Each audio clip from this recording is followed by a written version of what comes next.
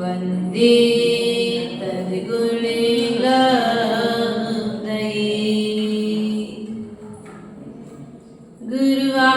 गुरुवाहापान्तिनो नित्यं ज्ञानदर्शननायिका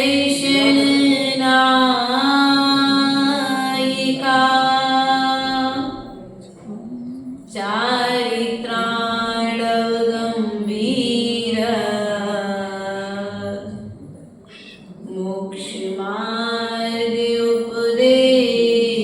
मोक्षमार्गोपदेशिका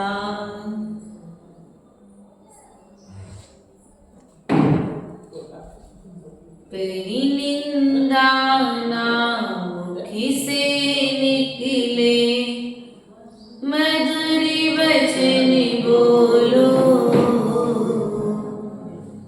हृदय तराजू पर हितकारी संभाषण तोलो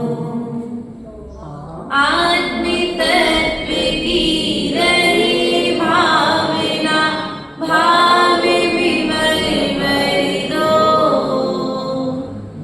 मेरा अंतिम मरण समाधि तेरे दर पर हो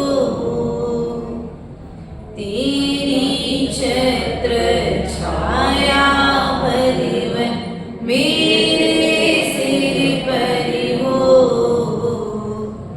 मेरा अंतिम मरण समाधि तेरे दर पर हो।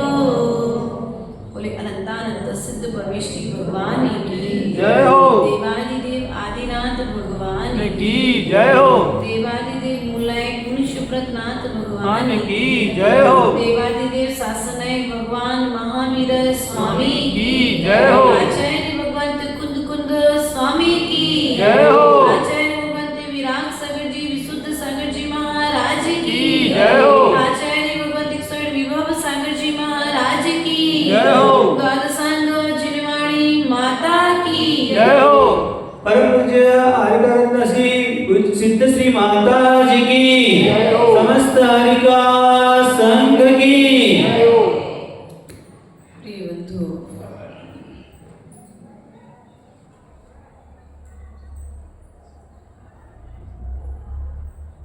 वचनों का प्रयोग सदुपयोग यदि यह जीव उपयोग पूर्वक करेगा तो यह जीव उपयोगी बना रहेगा और वचनों का प्रयोग दुरुपयोग करेगा तो वह सदा अनुपयोगी बना रहेगा। इसलिए बोलने के पहले एक बार विचार करना अनिवार्य है। यदि बोलने के पहले विचार नहीं करोगे तो फिर बाद में विचारे बन जाओगे। सही बात है, विचारे बन जाए। लोग फिर तुम्हारे विषय में विचार नहीं करेंगे क्योंकि विचार उनके विषय में किया जाता है जिनके विचारों में कुछ विशेषता होती है, जिनके सामान्य विचार होते हैं उनके विचारों पर भी विशेष लोग विचार नहीं करते हैं। इसलिए अपने आचार को यदि संभालना है तो अपने विचार को संभालो। अपने अपने सोच को संभालो, अपने वचनों को संभालो, क्योंकि तुम्हारी वचन प्रभावना भी कर सकते हैं और तुम्हारे वचन अप्रभावना भी कर सकते हैं। हम चाहते हैं कि जिन प्रभु के चरणों में हम बैठे हैं उनके जैसा वैभव मुझे प्राप्त हो। चाहते कि नहीं चाहते? चाहते हैं। उनके जैसा नाम हमारा हो, उनके जैसी ख्याति हमारी हो, उनके जैसा समोषण हमारा लगे। वास्तविकता में यदि यह सब कुछ चाहते हो तो अपने वचनों को संभाल लो। यदि आप वास्तविकता में चाहते हैं कि समोषण में बैठ करके अनंत भगवान बनकर के दिव्य ध्वनि देने का सौभाग्य आपको प्राप्त हो, तो आज वर्तमान में बोलने से पहले एक बार विचार करें। अपने वचनों को एक बार हृदय रूपी तराजू पर तौल लो, क्योंकि जो तौल करके नहीं बोलते हैं वे तुच्छ माने जाते हैं। इसलिए प्रिय बंधु, आज परिवार के विघटन का कारण, समाज के विघटन का कारण जब जो आया, जैसा आया वैसा तोल मोल नहीं है, तोड़ फोड़ बोल दिया। भैया जी कह रहे तौल करके नहीं बोल रहे हैं, मोल करके नहीं बोल रहे हैं, हम तो हमारे वचनों के माध्यम से तोड़फोड़ मची नहीं, ऐसा नहीं होना चाहिए। क्योंकि ये जो वचन बल है, ये वचन बल हमें 2 इंद्री की पर्याय से मिला है। भैया सही बात। जब 2 इंद्री में थे, 3 इंद्री में थे, 4 इंद्री में थे, असंगी पंच इंद्री थे, तुम्हारे पास वचन बल था, तुम बोलते भी थे, लेकिन क्या बोलना, ये बोलने की सामर्थ्य तुम्हारे अंदर में यदि कहीं पर आई है तो वह संगी पंच इंद्री पर्याय से आई। आप सभी संगी पंच इंद्री है कि असंगी है? संगी है। बोलो तो। हम तो है। संगी हो ना। यदि संगी हो तो बोलने के पहले एक बार विचार करो, बोलने के पहले एक बार सोच लो, कहीं मेरे वचनों के माध्यम से किसी का दिल ना दुख जाए। तीर्थंकर भगवान जब दीक्षा ली उन्होंने, तो दीक्षा के बाद मौन रहे। कितने समय तक? जब तक केवल ज्ञान नहीं। जब तक केवल ज्ञान। और हमारे पास तो मति श्रुत ज्ञान भी पूर्ण रूप से नहीं, शुद्ध रूप में नहीं। फिर भी हम क्या करते हैं? अरे 2 लाइनें धर्म की सीख ली कि हम दूसरे को पढ़ाने लग गए। अपने आप को इतना महान मान लेते हैं कि साधुओं से भी श्रेष्ठ हम श्रावक हैं। और कहीं कहीं पर ऐसे ज्ञानी अर्थात ज्ञान का अहंकार करने वाला अज्ञानी जीव, ज्ञान के अहंकार में जो फूल गया उसे ज्ञानी नहीं कहेंगे, उसे अज्ञानी ही कहेंगे। और अज्ञान के कारण वह जीव अपने पाप कर्म के उदय के कारण जीव क्या करता है? वचनों को बोलता है और वचनों के माध्यम से नए कर्म बंध से बंध जाता है, अर्थात संसार में घूमने की यात्रा प्रारंभ कर लेता है। इसलिए प्रिय बंधु, ये मनुष्य पर्याय जो हमें मिली है, संसार से छूटने के लिए मिली है, तो सबसे बड़ा कारण क्या है संसार परिभ्रमण का?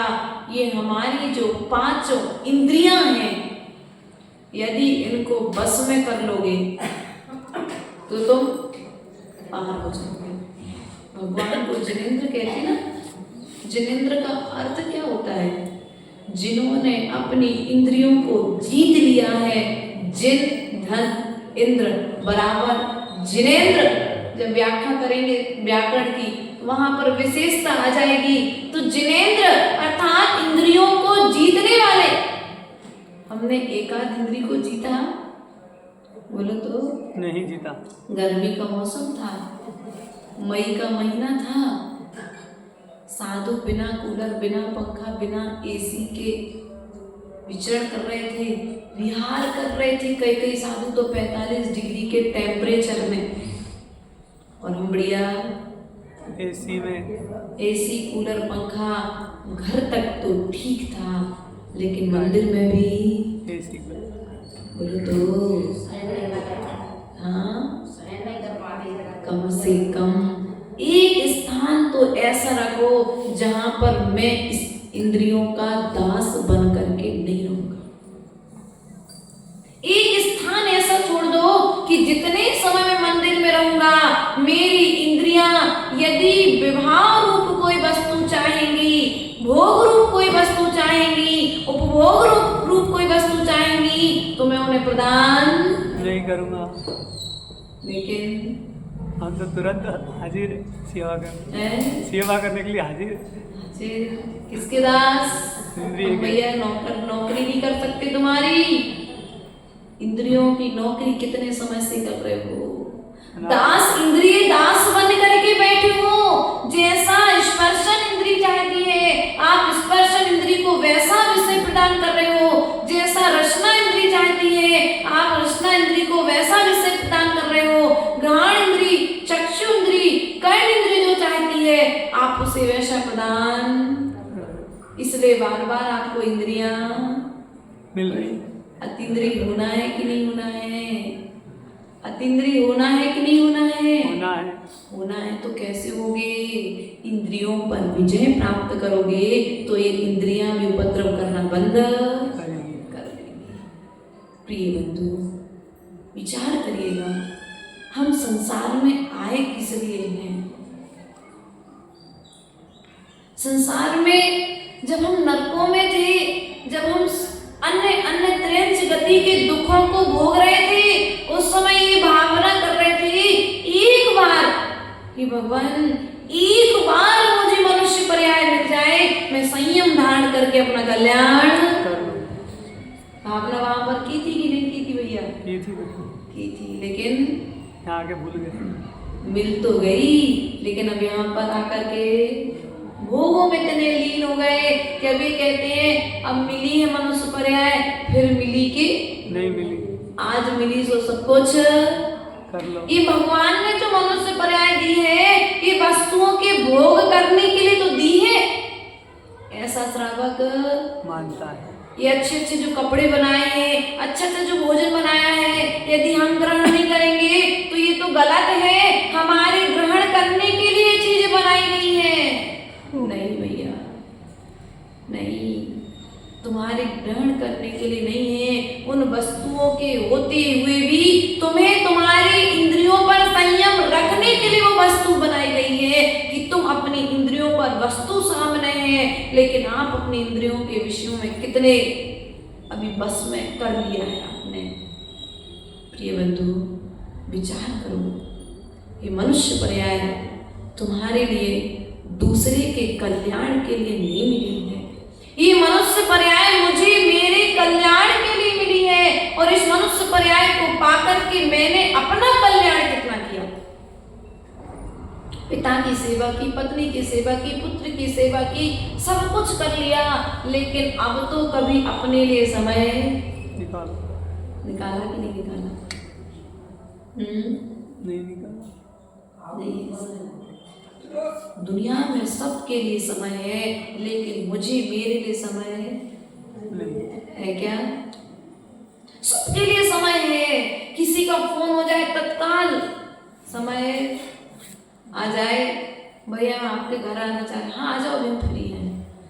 अरे फ्री थे तो थोड़ी जिनवाणी खोल लेते, थोड़ी सी विनती पढ़ लेते, एक माला कर लेते, लेकिन नहीं। भी कथाओं के संस्कार हमारे अनादिकाल से सत्ता में पड़े हुए हैं, इतने गहन हो चुके हैं भी कथाओं के संस्कार कि आज हमारा सुकथा करने में मन नहीं लगा।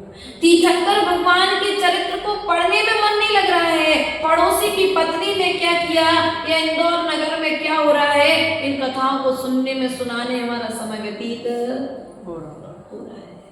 एक मंदिर से दूसरे मंदिर में क्या हो रहा है, दूसरे मंदिर से तीसरे मंदिर में क्या हो रहा है, एक कॉलोनी से दूसरी कॉलोनी में क्या हो रहा है, दूसरा क्या कर रहा है, इस पर हमारी दृष्टि है। हमारी दृष्टि इस ओर हो जाए कि मुझे क्या करना है, तो ये मनुष्य पर्याय पाना सार्थक हो जाएगा। महान आचार्य के चित्र को आपने यहाँ पर लगाया है। महान आचार्य के जीवन का यदि एक गुण भी आपके भीतर में आ गया तो आपका जीवन पाना सार्थक हो जाएगा। चित्र लगा करके यदि चरित्र में परिवर्तन आ गया तो चित्र लगाना सार्थक है। यदि चरित्र में परिवर्तन नहीं आया तो चित्र लगाना सार्थक। जयकारा लगाने से गुरु को कितनी खुशी मिलती है यह तो नहीं पता, लेकिन गुरु ने जो बात कही है यदि उस बात का आचरण करोगे तो गुरु को ज्यादा प्रसन्न कर पाओगे। इसलिए प्रिय बंधु, अपने जीवन को यदि सुखमय बनाना चाहते हो, शांतिमय बनाना चाहते हो, तो अपने वचनों को बस में करो। अपने वचनों को बस में करो। जिन ने अपने वचनों को बस में किया है, सुबह तीर्थंकर बन गए, समोसण में जाकर के विराजमान हो गए, दिव्य ध्वनि देकर के चले गए। उनकी दिव्य ध्वनि के देखो प्रभाव तो देखो, जब जब उनकी दिव्य ध्वनि गिरती थी तो नरकों में भी शांति। बोलो तो आज हम बोलते हैं सो बोलो तो शांत है। क्यों? क्योंकि हम हित मित और प्रिय बोल रहे। हर बात को बोलने का तरीका होना चाहिए, क्योंकि आप एक परिवार के सदस्य हैं, एक समाज के सदस्य हैं, एक गांव के सदस्य हैं, एक कॉलोनी के सदस्य हैं, अर्थात इस राष्ट्र के सदस्य हैं। प्रिय बंधु, अपने वचनों को संभालो, क्योंकि तुम्हारे वचन ही तुम्हारा हित करने वाले हैं और तुम्हारे वचन ही तुम्हारा अहित करने वाले हैं। इतना किसी को मत बोलो कि वह तुम्हारी कद्र करना बंद कर दे। यदि अपने बच्चों से सम्मान चाहते हो तो कम बोलो। क्या कम? बच्चों से सम्मान चाहते हो? सुशील जी नमक वालों का नाम सुना होगा भैया आपने, बीना ट्राई करके उदाहरण देते। उनका गृहस्थ थे, ब्रह्मचार्य व्रत धारण कर लिया था, 4 बहुएं थी, बहनें थी, माता पिता शांत हो चुके थे, पूरे परिवार का पालन पोषण किया और परिवार में रह करके एक सम्मान बनाया अपना। घर में रह करके भी 23 घंटे मौन रहते थे। कितने घंटे?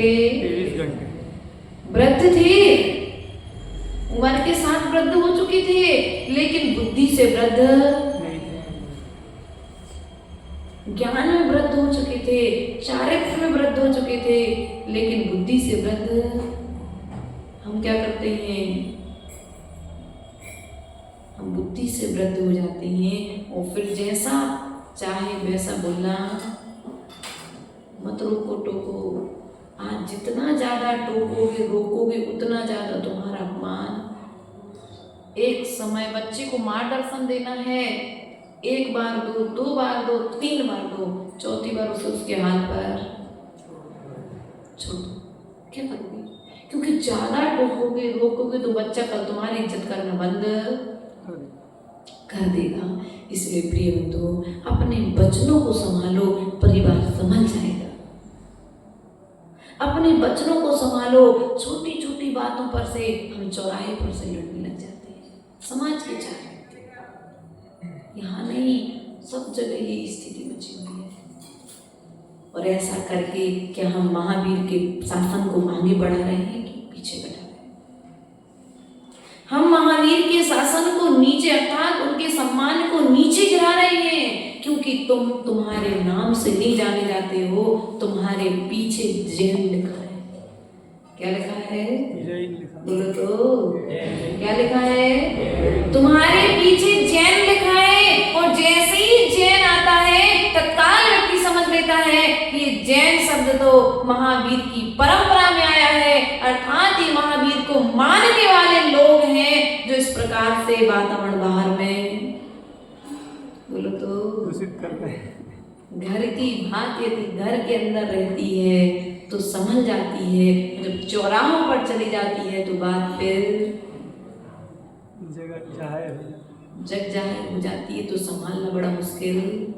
इसलिए हम आपसे ये कहना चाहेंगे, भगवान मुनि सुब्रत के चरणों में अर्घ चढ़ाने आ पाओ, नहीं आ पाओ कोई बात नहीं, आरती भगवान की उतार पाओ, नहीं उतार पाओ कोई बात नहीं, उनके लिए नमस्कार भी कर पाओ, नहीं कर पाओ इसमें भी कोई बात नहीं, लेकिन ऐसा कोई काम मत करना कि कोई तुमसे कहे देखो ये जैन है और इस प्रकार से कार्य करते हैं, ये महावीर के भक्त हैं, ऐसा कोई तुम्हारे लिए ताना ना मार दे। इस बात से बचने का पुरुषार्थ करना, क्योंकि तुम्हारे इस देह के माता पिता तो वर्तमान में हैं, लेकिन मूलभूत में तुम्हारे माता पिता तो अनंत देव ही हैं। तुम्हारी माँ जिनवाणी ही तुम्हारी माता है, आरिका माता और मुनिराज तुम्हारे भाई और बहन के रूप में हैं। और हम करते क्या हैं? जो शरीर के संबंध से परिवार बना है उसका तो हम सम्मान रखते हैं, लेकिन जो महावीर के कुल से तुम्हें मिला है उस परिवार की हमें होश खबर क्या होगा? प्रिय बंधु, विचार करना है, क्योंकि हमको स्वयं जागना है। आचार्य गुरुदेव कहते हैं, जागो चेतन निज में आओ, माँ जिनवाणी जगा रही है।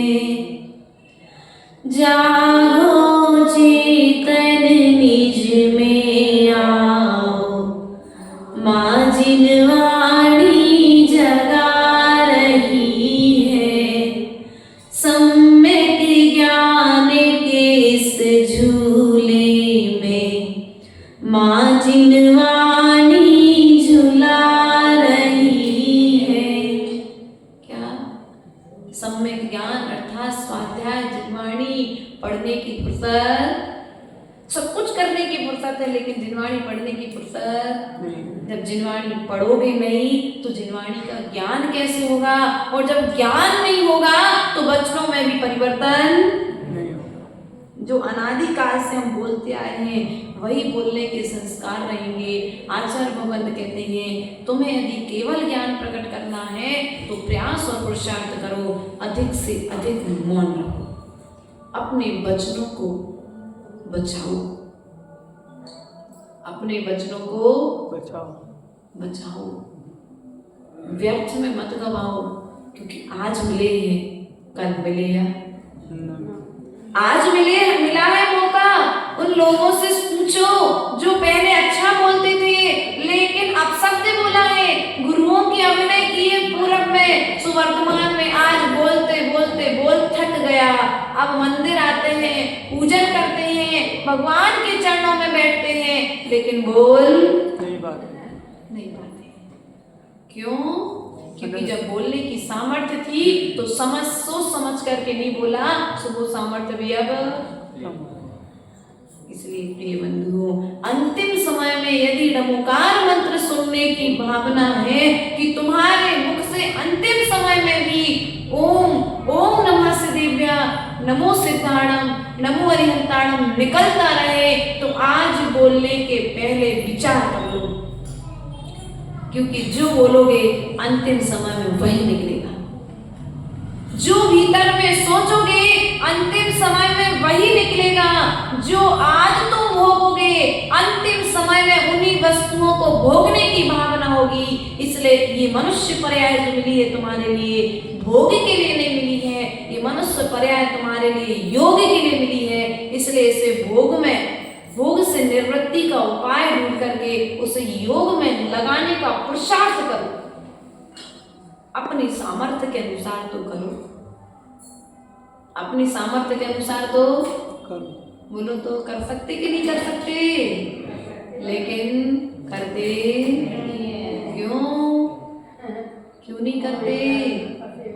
देखो जिनने रात में भोजन नहीं किया ना वे भी जीवित हैं, जो रात में करते हैं वे भी जीवित हैं।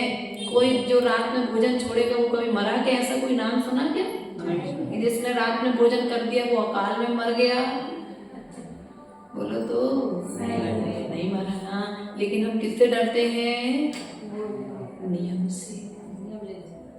हम भोगों के त्याग से डरते हैं, उपभोग के त्याग से डरते हैं, अर्थात इन भोग उपभोग में परिमाण भी नहीं रख पाते, इनमें मर्यादा विस्थापित नहीं कर पाते।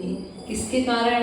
आचार्य भगवान कहते हैं कर्मों का राजा यदि मोहिनी कर्म है तो इंद्रियों का राजा, अपने इंद्रियों में राजा रचना इंद्री को कहा गया है। पेड़ की जड़ जमीन में होती है, लेकिन मनुष्य की जड़ मनुष्य के मुख में होती है। रसना इंद्री पर यदि विजय प्राप्त कर ली तो इन 4 इंद्रियों पर विजय प्राप्त करना बहुत आसान है, क्योंकि भोजन शुद्ध करोगे तो मन शुद्ध, और मन शुद्ध होगा तो वचन शुद्ध होगा, और जब वचन शुद्ध होगा तो तुम्हारे मुख से भी इस तरह से प्रवचन, और जब प्रवचन यहाँ पर जिह्वाणी की बात निकलेगी तो एक दिन ऐसा आएगा कि समोसण में बैठ करके तुम्हें दिव्य ध्वनि देने का सौभाग्य, सुनने का भी सौभाग्य, सुनने का भी नहीं मिलेगा। यदि वचनों पर विजय प्राप्त करोगे तो निश्चित मिलेगा, सुनने का सौभाग्य मिलेगा। यहाँ सुनने के लिए तैयार तो रहो। तो अभी चौराहे पर 2 लोगों की लड़ाई हो जाए, सब लोग अपने घर से बाहर, कोई नेता आ जाए, सब लोग इकट्ठे, कोई एक्टर नहीं आ जाए, सब लोग बाहर आ जाएंगे। लेकिन जिह्वाणी सभा में, विधान में, पूजन में, क्यों? क्योंकि हमारे संस्कार अनादिकाल से हमने विकथाओं में अपने मन को लगाया है ना, इसलिए हमारे वर्तमान में संस्कार भी वैसे ही पड़े हुए हैं। आज प्रयास और पुरुषार्थ तो करो। आचार्य गुरुदेव ने लिखा है जिह्वाणी स्तुति में, धर्म सभा में आने वाले समव शरण जाते, धर्म देशना सुनने वाले दिव्य ध्वनि पाते, गुरु मिले तो प्रभु मिलेंगे कहती वाणी माँ, बारे बारे हम शीश झुकाए हे जिह्वाणी माँ। धर्म सभा में आने वाले कहाँ जाते हैं? बोलो तो ये बात गुरु जी ने कही क्या? बोलो तो देखो आचार्य गुरुदेव कहते हैं गंगा का जल यदि कलश में रख दिया जाए कहाँ तक आएगा है? बोलो तो कलश में यदि गंगा का जल आ जाए तो वो क्या है? जल कलश का कहलाएगा कि गंगा का कहलाएगा? भले ही तीर्थंकर भगवान की वाणी को काव्य में आचार्य भगवत विभव सागर महाराज ने लिख दिया है, आचार्य गुरुदेव ने लिख दिया है, लेकिन कहलाएगी कहाँ की? समोसण की ही वाणी कहलाएगी। इसलिए इतना श्रद्धान रखो, इतना विश्वास रखो, इस बात पर श्रद्धान रखना जो धर्म सभा में आता है वह निश्चित ही एक दिन समोसण में के आंगन में जाकर के विराजमान, जो जिनेंद्र भगवान के आंगन में आता है एक दिन वह सिद्धालय के आंगन में जाकर के विराजमान हो जाता है, जो यहाँ पर जिह्वाणी को सुनता है वह एक दिन समोसण में दिव्य ध्वनि को प्राप्त करता है। ऐसा श्रद्धान रखना और श्रद्धान रख करके आचरण करना। श्रद्धान तो है माता जी, लेकिन फुर्सत आचरण के लिए समय तो कार्य की सिद्धि होने वाली नहीं है। इसलिए प्रिय बंधु समय अपनी गति से बढ़ रहा है, हमारा उसके पूर्व में हमें अपने अंतिम समय की तैयारी निश्चित ही इस मनुष्य पर्याय से करना है कि हमें जाना कहाँ है।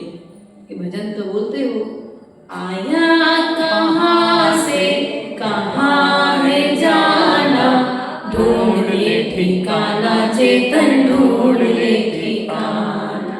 कहाँ जाना है? नरक में, गोद में, त्रियंश में? बोलो तो स्वर्ग आसानी से नहीं मिलेगा। तुम कहो कि एक अर्घ चढ़ा दो स्वर्ग मिल जाए, तो इतना संभव। उस अर्घ को चढ़ाते समय तुम्हें अपने मन को, वचन को, काय को स्थिर करना पड़ेगा। और जब इन तीनों योगों को स्थिर करके नमस्कार करोगे तो तुम्हें निश्चित ही तुम्हारे कार्य की सिद्धि हो जाएगी। वरना मंदिर में आए एक थाली से दूसरी थाली में द्रव्य डाल रहे हैं, तो किसी को दुकान की आकुलता है, किसी को घर की आकुलता है, किसी को बच्चों की आकुलता है। तो ऐसी आकुलता रख कर के धर्म नहीं करना। जब मंदिर में आ जाओ तो निराकुल होकर के विराजमान हो जाना कि जितने समय में मंदिर में विराजमान हूँ उतने समय में मात्र मैं और मेरे भगवान, मैं और मेरे भगवान, कोई दूसरा मेरा नहीं है। ऐसा विचार करके यदि धर्म करेंगे तो धर्म का फल आपको प्राप्त होगा। ये मनुष्य पर्याय जो आपको मिली है, इस मनुष्य पर्याय को पाना आपका सार्थक हो जाएगा। तो आज आपके लिए यही है कहना कि अपने वचनों को संभालो। निश्चित ही अगर वचनों को संभालोगे तो तुम्हें बच्चों को संभालने की जरूरत नहीं पड़ेगी। तुम्हारे बच्चे अपने आप संभल जाएंगे। हम संभल करके बोलेंगे तो बच्चे हमसे भी संभल करके बोलेंगे, और यदि हम गलत बोलेंगे तो हमारे बच्चे भी। दूसरी बात, हमने महावीर भगवान की प्रभावना में कितना योगदान दिया यह तो हमें नहीं पता है, लेकिन हमारे माध्यम से महावीर के नाम पर कोई आँच ना आए, हम ऐसा कोई कार्य न करें। बोलो तो चौराहे पर जाकर के जिनवाणी की बात तो सुनाएंगे, लेकिन चौराहे पर जाकर के कभी किसी की बुराई, लड़ाई झगड़ा, बोलो तो देखो करते आप हो, हम तो करते नहीं है ना।